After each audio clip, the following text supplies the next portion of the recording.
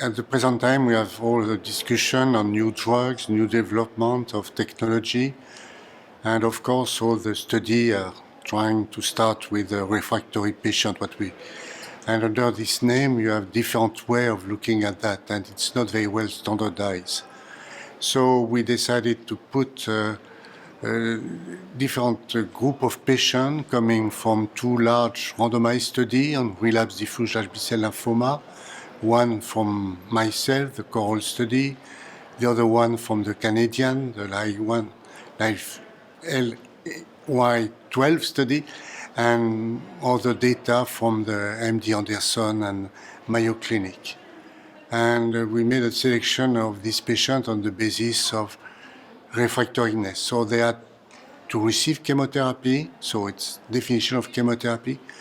They have to be stable or progressive after either the first line treatment, the second line treatment, and for diffuse large B-cell lymphoma, if they respond, they have to be submitted to autologous stem cell transplantation as a consolidation.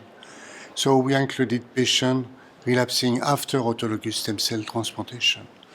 So that was a very large cohort. You know, we started with 861 patients, and we selected 635 patients, and they had to receive, of course, some intent to treat chemotherapy, and we have access on individual database for this patient, but mainly we look at the IPI, the clinical characteristic, and the duration of response for all these patients. So, you know, quite a lot of big data, I would say, for this population, hopefully not so frequent.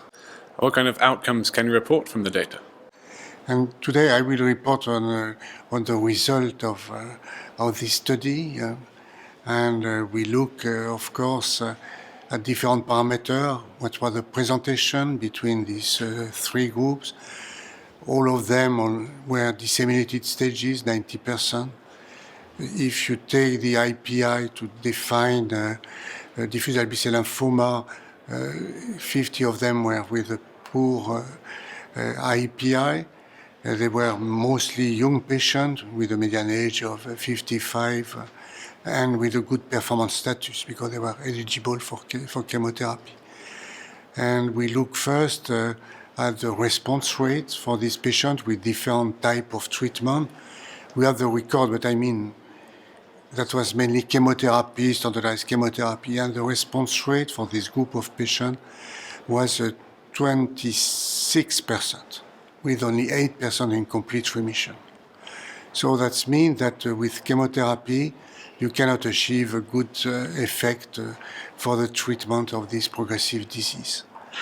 And in terms of repartition, you have half of these patients after second line of treatment, 29 after the first line of treatment, and 17 refractory post-autologous stem cell transplantation. And there was no difference between these three types of progressive refractory patients, and no difference according to this main prognostic factor. So that was a little bit a surprise. We expected to have, for example, more response in the first line refractory patient, and so on and so forth.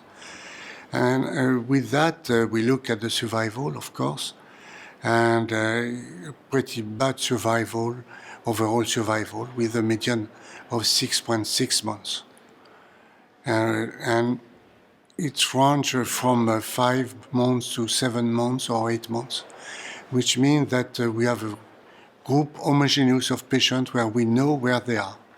And that can be the backbone for a definition of refractory patient, instead of saying, well, they are refractory, but, you know, they are still sensitive, and so on and so forth. At that time, we really have a good definition, and we hope that it will be used in the future when we will have to build some comparator for new technologies such as the CAR T-cell, which are maybe the most promising new technology for diffuse large B-cell lymphoma.